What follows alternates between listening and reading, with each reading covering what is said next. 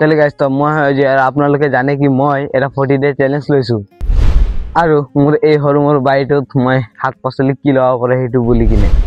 আৰু কালি আছিল day of 1 আজি আছে ডে অফ 2 मतलब আজি হয় ডে অফ 2 আৰু কালি মই কমেন্টত থৈছিলো কি লগালে ইয়াত ভাল হ'ব কালি দুটা কমেন্ট আহিছিলে কি এটা আছিল বিজয় আৰু এটা আছিল দীপাঙ্কৰ আৰু এই দুটা ভিতৰত মোক কমেন্ট কৰিছিলে বিজয় কি লাই শাক লগালে ভাল হ'ব নেকি তো বিজয় মই ইয়াত লাই শাক লগাই থৈছিলো তাইছত আৰু মই লগাই থৈছো তো এইখান লগা নহব তো আপোনালোকে কমেন্টত গলো তাইছত আর দীপাঙ্করে মোক কলে কি গোবর দিলে ভাল হ'ব নেকি মই গোবৰৰ ব্যৱস্থাটো কৰিম থ্যাংক ইউ দীপাঙ্কৰ এনে কমেন্ট আৰু কৰিব কাৰণে তো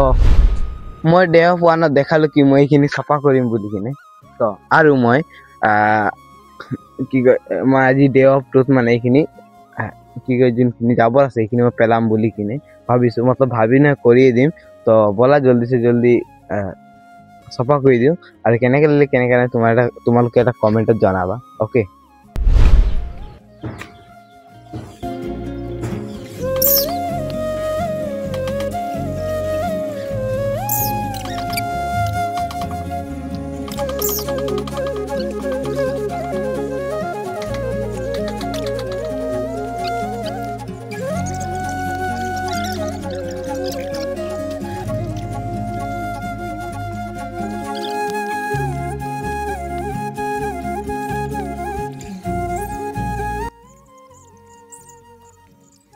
তো ফাইনালি গাইজ তো আমার বাড়িটো ফাইনালি চপা হৈ গ'ল আৰু কালি মই ডে অফ 3 এইটো পুৰ মাৰি কিনে কি ৰুব পাৰি কি না মই এইটো চাম বাৰু তো কেনেকা লাগিলে এইটো কমেন্টত কৈ দিবা আৰু মই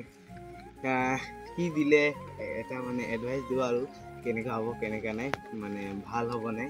যদি কিবা এটা সাৰ সাৰ দিব লাগে নেকি পোক নধৰা সেইকেইটা তোমালোকে ক'বা তো ফাইনালি আমাৰ চপা হৈ গ'ল